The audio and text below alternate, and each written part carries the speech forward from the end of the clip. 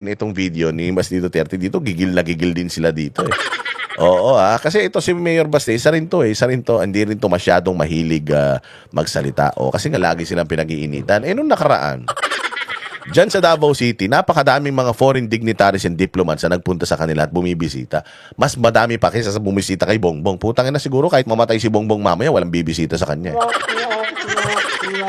Baka bibisita lang sa kanya, mga pinagkakautangan niya. Pero ito si maraming mga Sweden, France, hindi ba nagpupunta sa China, nagpupunta sa Davao para i-meet si Mayor Basti Duterte. And alam mo 'yun, hindi talaga siya masyadong mahilig interview, 'di ba? Napapansin niyo. Actually, lagi namin siya ini-invite. Mayor, tara, tayo, interview tayo. Lagi niya sinasabi, wag muna kasi mainit ngayon eh. Tsaka ang problema kasi sa mga Duterte, sobrang nila, trendsetter nila. Pag nagsalita sila, talagang pinipick up ng lahat. Ang masaklap nito, tinitwist pa. Oo. Pero ito, na-corner siya dito sa Hague dahil nandiyan siya ngayon. Siya ngayon na nakatoka dyan sa kanyang tatay. At natanong siya tungkol sa mga current issues natin dito sa Pilipinas. At as usual, triggered na naman ang mga putang ina. Triggered na naman ang mga magnanakaw sa Pilipinas. Just papakinggan natin itong interview ni Baste. Hindi talaga ng tao yan kung anong mangyayari sa kanya. Pero yung masasabi ko lang talaga, ginawa nila yung impeachment na the entire campaign for 3 years talaga nilang pinagsikapan ng administrasyon yan kasi gusto nila sila pa rin. Yan nga. They are preventing Vice President Inday Sara Duterte to run for the 2028 elections. Yan. Napansin ninyo, every time you ask them, it's consistent. Itong impeachment na ito, this is not about accountability. This is not about looking for what happened or where the 125 million peso went, because alam nila it went sa sa paglaban sa komunista. Alam nila na may napuntahan yan. Kaya lang wala talaga silang makita kasi sa mga Duterte eh.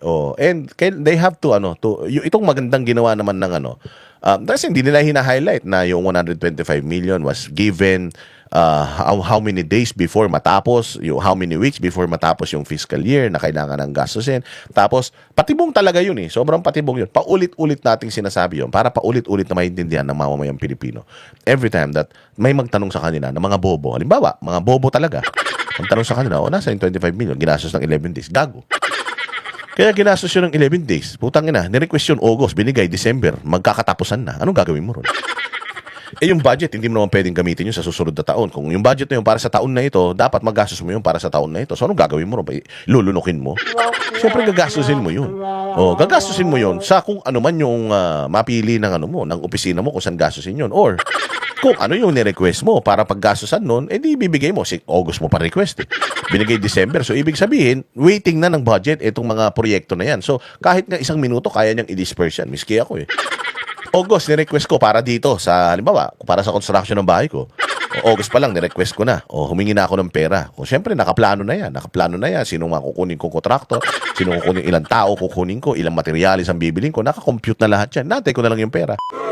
Pagdating ng pera, pagdating ng pera na gano'n, gagawin ko dun sa pera. Di syempre, kahit 5 minutes lang, kaya mong ilagay yun doon sa matagal mo nang pinagpaplanuhan. So, yung 11 days na ginastos ng 11 days, napakatagal pa nga nun eh. Dapat nga, questionin si Inday Sara, bakit 11 days inabot? Dapat 10 minutes lang. Naubos mo na yung pera na yan dahil kung talagang yung serbisyo na yan, yung paglalagyan ng pera na yan ay naka-ready na at waiting na lang sa pondo, bakit tumagal pa ng 11 days? Di ba dapat nga ganun ang kine-question natin eh. Pero hindi eh. Pagtanggap ko ng pera, di ba, ganyan din kayo sa sweldo. Pagtanggap nyo ng pera galing sa mga amo ninyo, hindi ba, putang ina, wala pa, parang pucha magic. Puta, may pera ako kanina, ba't nawala? Napunta lahat sa utang mo sa credit card, sa Meralco, sa MWSS, napunta sa plan mo sa cellphone, utang mo pa sa kapitbahay mo, utang mo pa sa ate mo. Hindi ba? Hindi na tumatagal lang isang araw yung sweldo natin, nauubos kagad doon sa mga babayaran natin dahil naka-ready na yung mga yan, waiting na yan sila, putang ina mo ka, magsosweldo ka na. Tsaka may utang ka sa akin ha. Di ba ganun? So, bakit umabot ng... Kung ako, tatanungin ko si Inday Sara, August mo pa ni-request yan, binigay sa'yo December. Bakit inabot ka ng 11 days? Dapat ginasta mo yan, mga 2 minuto lang. 2 minuto, pagtanggap mo ng pera na yun, nailagay mo na yan dapat doon sa mga bagay na dapat paglalagyan yan, di ba? So kaya paulit-ulit natin tong sinasabi mga bossing para pag may nagtatanong sa inyo paulit-ulit, alam nyo rin. Kumbaga, meron na kayong Biblia sa utak ninyo paghuhugutan ng kung ano sasagot sa kanila. Tarantado, 11 days, ginastos yung 125 million, bigyan mo ko 125 million, 5 minutes, kaya kong ubusin yan eh. Hindi ba? Ang dali lang nun eh. Kaya yung sinasabi ngayon, itong impeachment na ito. Sabi nga nila, kung sa tingin mo may grave threat talaga si Inday Sara sa mga Marcos, bakit hindi nagsampa ng demanda yung mga Marcos? Anong sabi ni Chris Aquino? Sabi ni Chris Aquino, ikaw, Falsis, yung kapatid ng baklang mabantot, amoy kaning baboy, na si Jesus Falsis, yung kapatid niyang isang bakla rin. Na mahilig sa mahilig sa barote. Sabi ni Chris Aquino, ikaw wag kang uuwi. Recorded talaga 'yun. Wag kang uuwi sa Pilipinas. Pag umuwi ka sa Pilipinas, papapatay ka ng pamilya ko. 'Yun ang grave threat. Pero nakulong si Chris Aquino. Hindi. Anong sabi ni Chris Aquino? He should have filed the case against me. Kung gusto niya talaga, kung he felt like I threatened him and he was threatened, then he should have filed the case against me. Nag-file ba siya ng case? No. Therefore, walang kaso. Ganun din kay Inday Sara. Nag-file ba ng kaso si Lisa Marcos? Hindi. Nag-file ba ng kaso si Bongbong? Hindi. Nag-file ba ng kaso si Martin Romualdez? Hindi. Anong iniiyak nyo? Hindi yung palang affected party, hindi nga sila nag-file ng case. Ibig sabihin, hindi sila naniniwala doon. Kasi kung naniniwala sila doon na talagang totoo na may threat na sa kanilang buhay, nag-file sana sila ng kaso. Walang kaso eh. Tapos motu proprio sabi on their own independently, nung nakita ng NBI na may threat na ginawa si Inday Sara, nag-imbestiga sila. Sinasabi din ni Inday Sara na may threat din sa buhay niya. Did they investigate? No. Yan yung mga kailangan na paulit-ulit na naririnig natin. Kasi sabi mo na yan nakaraan, Boss Dada, sa huling vlog mo, dapat iba naman. Hindi pwede. Kailangan natin ulit-ulitin. Mantakin mo for the past 4 years, eto mga hayop na mga congressman, paulit-ulit lang din ang sinasabi nila mga bossing sa kanilang mga press conference. Kailangan tapatan natin yan. Mary Grace Piatos, hindi maipaliwanag yung pera. Mary Grace Piatos, may pera na ill-gotten wealth. Paulit-ulit si Trillanes, yung mga congressman, paulit-ulit. And kung hindi natin i-combat yan ng paulit-ulit din na ipinaliliwanag sa inyo yung counter dyan sa mga paulit-ulit na mga issues nila, because may kasabihan tayo na ang isang bagay kahit mali, pag inulit-ulit mo, nagmumukhang tama yan. So sa battle, pagdating sa information dissemination, talo tayo dahil may pera sila, na sa kanila pera binabayaran nila mainstream media, may mga vloggers pa sila, tapos may mga troll army pa sila. Tayo, wala man tayo mga bayad, libre man tayo. Tapos magsasawa pa tayo na sagutin yung mga yung mga issues nila. Hindi, dapat hindi rin tayo nagsasawa pa. Ulit-ulit din natin, iuulit-ulitin sa mga utak natin para hindi natin makalimutan pagdating ng 2028. Alam na natin ang gagawin natin sa mga hayop na yan. Di ba? So, yun lang naman This impeachment is not about accountability. Why? Kasi wala namang kulong to Wala namang kulong to. Ang accountability, dapat ipakulong mo. Mantakin mo kapag ka na-impeach ka, ang mangyayari lang sa iyo is hindi ka na qualified tumakbo sa any position in the government. So anong ibig sabihin nun? Kung hindi ka na pwedeng tumakbo sa any position in the government, di political ito. Tapos sasabihin nyo, walang politika dito, putang ina ninyo, kung walang politika, di sana hindi nyo dyan sa Senado impeachment court dinala. Di sana dinala nyo sa RTC, dinala nyo sa Sandigan Bayan, sa Ombudsman, dahil yan ang nag-handle yan. O kung hindi siya covered ng Ombudsman, di sampan nyo yan sa Korte Suprema, kung saan nyo gusto nyo. Sampan nyo sa mga pagmumukha ninyo. Di ba? Paulit-ulit sasabihin mo, hindi politiko. Walang politika dito. Gago, anong walang politika dito? Ang magiging sentensya kay Inday Sara, hindi na siya pwedeng tumakbo sa any position. Di politika. Ang ina ninyo, lolokohin nyo kami, wag kayong makulit, ha? Dahil kung paulit-ulit kayo, paulit-ulit nyo rin itong maririnig at paulit-ulit din namin kayong mumurahin. Ano pa sinabi ni Baste? Talaga ang main reason ng impeachment na yun.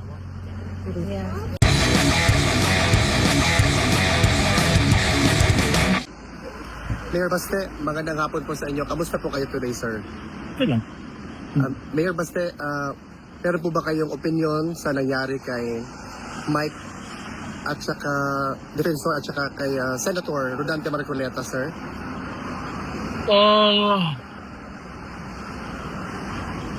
Katulad yan, paulit-ulit na tanong yan Paulit-ulit na tanong sa kanya, paulit-ulit na tanong kay ganito, kay ganyan. Pero kailangan natin ulit-ulitin at kailangan natin laging sasagutin para yung tao, makita nila yung consistency. Ang hinaharp natin katotohanan, hindi naman fake news hindi ba? Nauna pa si Marcoleta. Nauna pa si Mike Defensor. Kaya nga alam mo, minsan, nakikita ko yung social media, ang dami nagtatampo. Ang dami na talaga nagtatampo na ang dami nyo nagre-reklamo.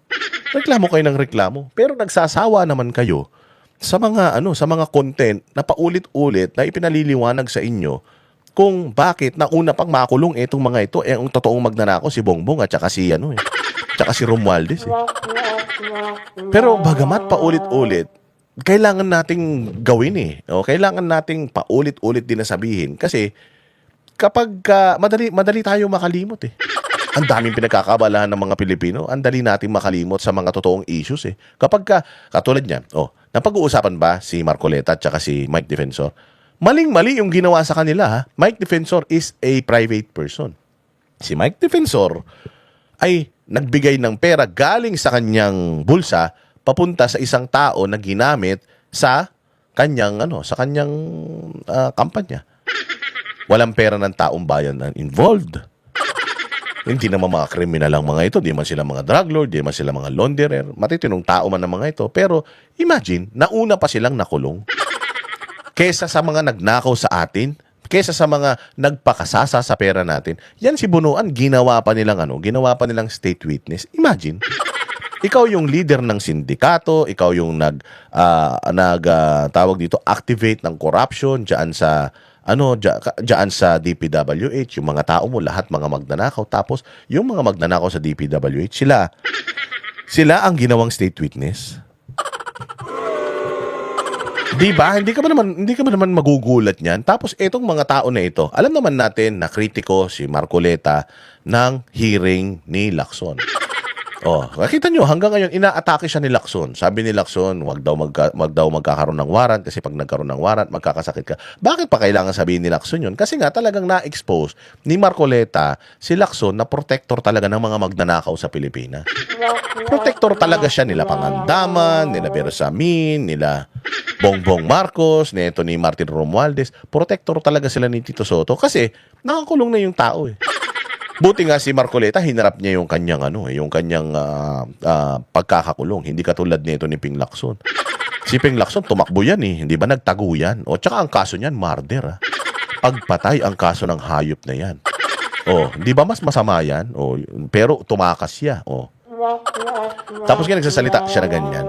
Kaya nga sabi ko nga, hindi ko alam kung sino ang bakla. Bakla ba si Ping Lacson o yung PR ni Ping Lacson, yung admin ng kanyang page? Kasi taina baklang-baklang atake.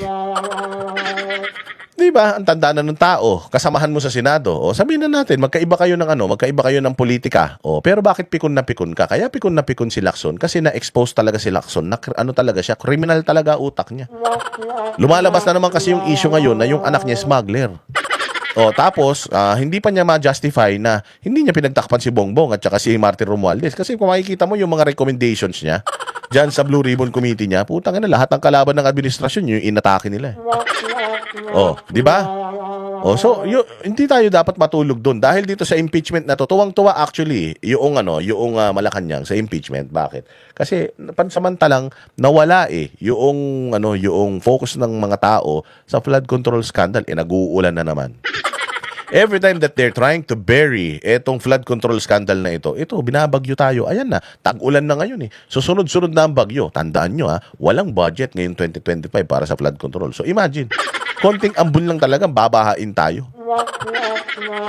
So paano nila itatago yan? Paano nila itatago sa taong bayan yan? Ultimong Mother Nature ang nagsasabi o nagpapaalala sa atin, yung mga Pilipino, putang ina, tatangan nyo. Ninanakawan kayo tapos okay lang sa inyo. Hindi, totoo naman Parang okay na lang sa atin. Parang normal na lang sa atin. Parang ang lagi na lang natin sinasabi, tayo na lang natin yung eleksyon. Pagdating naman ng eleksyon, ang tatangan nyo rin. Pagdating ng eleksyon, di nyo rin naman pag-aaralan yung mga binoboto yung mga kandidato. Tangina, maglalagay kayo ng congressman porkit binigyan kayo ng pera. Yun na ilalagay ninyo, putang ina ninyo. Pare-parehas kayo. Kita nyo kung gaano ka-importante ang isang congressman. Gaano ka-importante isang congressman na tanga. Kasi kapag nagboto ka ng 10 congressman na tanga, ang lakas niyan. Ang lakas niyan. Imagine mo, magboto ka ng 300 na congressman na mga magnanakaw. Putang ina, ubos talaga ang pera ng taong bayan. Akala ninyo ang importante lang, senador at saka presidente, vice president, dahil silang binoboto ng buong Pilipinas. Hindi, napaka-importante ng role nitong mga congressman na ito. Bakit?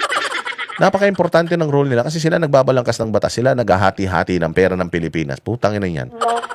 Minsan hindi na nakakarating sa inyo yan. Sa kanila pa lang, nilulunok na nila yan. Kaya importante yung paglalagay ng mga tao matitino sa gobyerno. Kayo talaga ano pa masasabi dito ni Baster?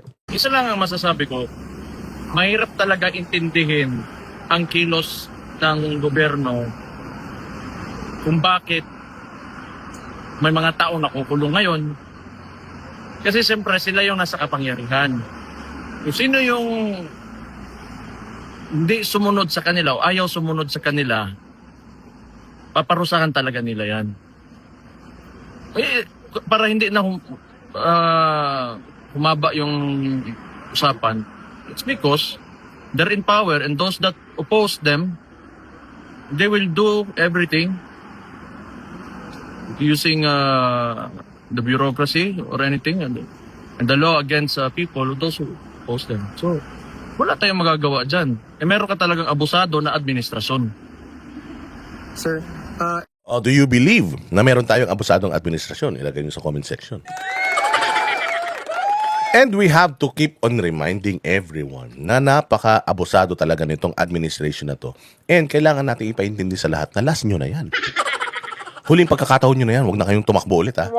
Hindi na kayo mananalo. So we have to remind them how abusive this government is. Iisa-isahin natin yan. Araw-araw, hindi tayo mapapagod. Gagawin nating advocacy yan. Na araw-araw, ipakikita natin sa lahat ng mga nanonood dito ito hanggang sa maging zombie kayo.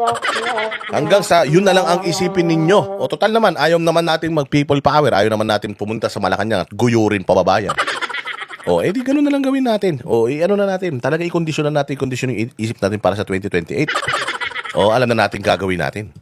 on a different topic, doon sa currently nangyayaring day 3 na po ng impeachment against Vice President Sara Duterte, your sister, do you have any thoughts or reaction in as far as the trial is going at the moment? Ako hindi ako nanonood. Kasi Totoo to. I asked them, kahit yung mga malalapit, mga family nila, about this, if they are watching itong impeachment. Sabi nila hindi eh. Kasi una sa lahat, yung impeachment na yan, wala na yung patutunguhan eh. Wala na yan. They cannot get 16. Oh, kahit ano pang gawin nila, there's no way na makakuha sila 16. Kaya nga makikita mo yung mga congressman, wala na silang gana eh. Nakikita mo yung mga prosecution, wala na silang gana. Halos parang parang dinadrag na lang nila yung mga sarili nila dahil kailangan nilang gawin. Why? Makasuntok man lang sila kay Inday Sara eh. Makakalmot man lang sila kay Inday Sara. Sabi nga nila, makascratch man lang sila sa surface, they will take their chances. Pero sila ba sa isip nila mananalo sila? Sila ba sa isip nila mapapa-impeach na si Inday Sara? They've been trying to pull Inday Sara down with all their might and resources. Ginawa na nila yan for how many years? Si Inday Sara remains the highest trust rated dito sa Pilipinas. Imagine mo, dinidemanda mo ng culpable violation of the Constitution and ano pa ba yun, yung betrayal of public trust. Betrayal of public trust sa lahat ng mga public officials. Siya yung pinakamataas yung trust and approval rating. Tapos, doon pa lang bobo na eh. Doon pa lang tanga na eh.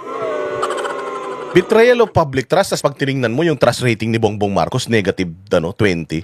Tapos yung trust rating ni Inday Sara, positive 27. Diyos ko naman. Di ba? 100% ang layo. Tapos siya ang may demanda ng public trust. Betrayal of public trust. Siya yung may kaso ng betrayal of public trust. Siya yung pinagkakatiwalaan si Bongbong Marcos na putang ina niyan, kung pag nagpunta sa isang lugar, halos putya parang kumakaway na sa hangin yung gagong yan. Si Inday Sara, alam nyo ba, nung nagpunta si Inday Sara dyan sa Senado, grabe, stampede, nagkagulo. Bakit? Akala ko ba, galit ang tao sa kanya? Akala ko ba, ayaw na ng mga Pilipino sa kanya? Bakit sobrang interesado ng mainstream media kay Inday Sara? Bakit? Pag yung taong grasa, nakikita mo ba, ini-interview ni Inday ng mga ng mga mainstream media? Hindi. Bakit? Kasi wala man silang mahihita. Pag in-interview ko tong normal na tao na to, wala naman ako mahihita. Usually, mga media na, ini-interview nila, ang talagang pinagkakaguluhan nila, yung mga magagaling na tao. Mga sikat na tao. Bakit si Inday Sara? Bakit si Inday Sara pinagkaguluhan dyan sa Senado? Etong mga congressman na sinasabi nila that they are representing millions and millions of Filipinos. Yung mga prosecutor na mga pangit. Yung mga prosecutor na mga mukhang puta wala ng pag-asa sa buhay. Parang mga tsurang may mga cancer na sa mga utak at balat eh. O itong mga tao na ito, kita mo pinagkakaguluhan sila? Hindi. Pero si Inday Sara, pinagkaguluhan siya pag upo niya doon, uttered ilang sentences lang. Pucha, buong mundo nawindang, pati si Claire Castro, putang ina, parang nabaliw na naman. Nakalimutan na yata ni Claire Castro na ginawa siyang tae diyan sa Canada ng mga kababayan natin dahil sa katarantaduhan niya. Tapos ngayon, dare-diretso na naman na akala mo walang nangyari. Putang ina, walang hiya talaga eh. Di ba? Oh, so talagang wala, hindi sila nanonood, wala na yan, negative na yan. Yung 16, hindi nila makukuha yan. Kaya nga pinipilit nila na babaan yung boto. And even if you lower it, hindi mo makukuha. Hindi mo makukuha. I'm pretty sure si Lito Lapid will not vote for VP Sara's impeachment. Doon pa lang eh. Sino pa? Si JB Ejercito, I think hindi yan boboto sa impeachment ni Inday Sara. Sila yung mga vocal dati na nagsasabi na ayaw na impeachment. Si Mig Zubiri, kahit abnormal yan, I'm pretty sure hindi yan boboto pabor sa impeachment ni VP Sara. Bakit? Mga epal yan eh. Epal yan.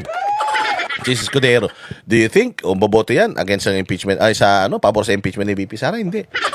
Tinry nga niya yung pigilan nung siyang Senate President noong unang ipinasa yan eh. So wala na yan, malabo na yan. It only takes 9 to acquit. Ilan na yung senador ni Cayetano? Yang lahat ng senador ni Cayetano na yan will vote no to impeach. So, ibig sabihin, sure ball na sila kasi meron silang 11 eh. Siyam lang ang kailangan to acquit eh. O, paano na yun? O, paano na? Imaginein mo, itong 13 ngayon ng administrasyon, yung kay Cayetano. Ay, hindi, yung kay Gatchalian. Yung bobong si Gatchalian. Si Gatchalian na putang ina ginawang manika diyan sa Senado. Kailangan nilang kumuha ng 3 dito sa minority ngayon ni Cayetano. Sino kukunin nila dyan? Sino kukunin nila? Nakakulong na si Jinggoy. Hindi na takot yan. Nakakulong na si Marcoleta. Mas lalong hindi takot yan. Si Senator Bato de la Rosa, lalong hindi nila yan mapapabaliktad. Si Bongo, hindi babaliktad yan. Duterte man yan eh. O sino pa? Yung mga Villar, pocha, lumaban na yung mga Villar sa kanila. Sinabi nga ng mga Villar na mga traidor sa bayan yung mga lumipat sa kabila eh. So wala na silang makukuha sa kabila, tapos inaaway-away pa nila itong mga to. O tangin na yan, wala na. So itong impeachment ni Inday, wala na to. Panonoorin mo pa, sabi ni Basi, hindi eh. I'm governing a very competent city. Bakit ko pa panonoorin niya? Alam ko naman kahit na paninira lang yan sa amin, paninira lang sa kapatid ko, at saka alam ko naman na hindi naman nila makukuha. Hindi sila mananalo dyan, may impeach mo ba si Inday Sara dyan? 13, hindi nila makuha, 16 pa. So hindi sila nanonood. Oh, pero tayo, kailangan natin manood kasi nga, bababuyin natin sila. Nung simula pa lang, when did this impeachment campaign begin? It was, 3 years ago? Even nung simula pa lang ng termino ni Marcos yan, nung nagkalapuan na, andyan na yung usapang impeachment against the Vice President for the confidential funds. Ngayon, dinadagdagan nila na kung ano-ano na lang pwedeng idagdag, di ba? Well, gusto nila na may impeachment para masunod yung gusto nila. It's not about really, like the Vice President defending herself, but it's about putting her sa lugar kung saan nila gusto na nandyan siya. Kasi, kaya nga nila, ini-insist yung impeachment na yan kasi they want to remain in power. Gusto nila sila. That's all that I can say. Pag pumayag yung mga tao, wala na kami magawa. Sir, ano po yung reaction ninyo doon sa bago-bago lang na natapos ng INC rally na nagpakita talaga ng suporta ang mga Pilipino na-extend pa siya for 3 days in as far as airing their concerns to what's happening to our country? Balikan yung pangutan namin. Okay. Ano po yung reaction niyo, sir, doon sa INC rally? Hindi ko alam. Wala akong, hindi naman ako involved nun. And hindi naman nakuha nila yung main objective nila. It was to deter the administration from taking Rodante Marcoleta. So I do not know. Sir, I have no comment. Sir, marami pong mga kababayan natin nagsasabi na in the event sana hindi po mangyari na ma-impeach nila si Vice President Duterte. There will be another Duterte that will be running for the presidency. What's your reaction to the clamor of the people that your names and also that of Congressman Pulong are surfacing? You know, we let tomorrow take care of itself. Pero yung mga ganon, sana wag. Kapoy kayo na. Hasol yun. Sir, lastly, on a different matter, Ba? Oh, we let tomorrow take care of itself. Sino nagsabi niyan? Probably a famous poet uttered those words. Sinabi ba ni Basti na kanya 'yon? Pero pwede mo naman gamitin 'yon. It was there to actually utilize. Hindi ko talaga alam dito kay Claire Castro kung bakit siya nagagalit sa mga ganyan. Kasi ang gaganda ng mga binibitawan ng mga Duterte ng mga salita eh. Itong mga Duterte na sinasabi nila ng mga may hina ang utak, bobo, may initin lang ang ulo. O kita mo how they are responding to questions. Di ba? Let tomorrow decide for itself. Oh, bahala na ang bukas. Oh, sabi nga nila, 'di ba? Oh, katulad yan. I'm always quoting yung yung si Master Shifu ng Kung Fu Panda, 'di ba? Sabi niya, yesterday is history, tomorrow is a mystery, today is a gift. That's why it's called present. Regalo, present. So, i-enjoy mo kung ano yung meron ngayon. Oh, kasi tapos na yung nakaraan eh. Hindi mo na kayang baguhin 'yon. Yung future naman, di mo alam kung ano mangyayari doon. Misteryo yan. Kaya yung ngayon, meron kang control. Sa ngayon, yun ang iano mo. Yun ang tawag dito. You'll try to make it worth it. Ika nga. Yung bawat araw ng buhay mo, gawin mong kaaya-aya. Oh, I mean, ano masama doon? Hindi ba? Kung na-stimulate ka nung na yun, noong quote na yun, kay cartoons pa yan. O, maganda ang dating sa'yo and na-inspire ka doon eh. O, ano masama doon? Kaya dito, hindi mo maintindihan talaga to sila Claire Castro kung saan nila pinaghuhugot itong mga kabobohan nila na ito na kala mo sila talaga may-ari ng mundo. Lahat na lang nasabihin ng mga Duterte, mali sa kanila. Pero hindi kasi kaya mag-quote ni Claire Castro ng ganyan kasi bobo yun. Hindi marunong mag-English yun. Tanga yun. Inutil yun. Oo. Putsang ina. Kaya inggit na inggit sila kapag nagtitrending ang mga Duterte doon lang sa mga may ikling mga statement na ibinibigay nila. And just like this, nag-trending. Nakikita niyo si Basti na sinasagot niya yung mga bagay na hindi niya dapat sinasagot. Ang sabi lang niya, I don't have any comment about that. Si Inday Sara, ganun din. If you ask her questions about something na hindi niya dapat kino-comment, yung sinasabi niya, hindi ako nagko-comment, ayaw ko mag-comment tungkol dyan. Wala akong involvement dyan. O, hindi ba? Si Claire, puta lahat na lang kinokomentan. Kahit di na dapat pagkomentan, kinokomentan. Pero nung pinagmumura ng mga tao diyan sa Canada, nung ginawa nung gago, wala. Gusto pa ipa-deport yung mga Pilipino doon. Putang ina niyan. Malayang gumagana ang freedom of expression doon. Freedom of expression ba yung pinagmumura mo ako? Oo, gago ka pala eh. Taga-gobyerno ka eh. Tapos balat sibuyas ka. Huwag ka magtrabaho sa gobyerno, mag-vlog ka. Tapos punuin mo ng libel cases yung buhay mo. Pero putang ina, kung pasahod ka ng taong bayan, kung ine-expect ng taong bayan na magtatrabaho ka sa kanila at hindi sila masaya sa trabaho mo, gago, natural, mumurahin ka nila, anong gusto mo? Ipaghahain ka pa nila ng mainit na kape, ganon? Kapal naman ang mukha mo.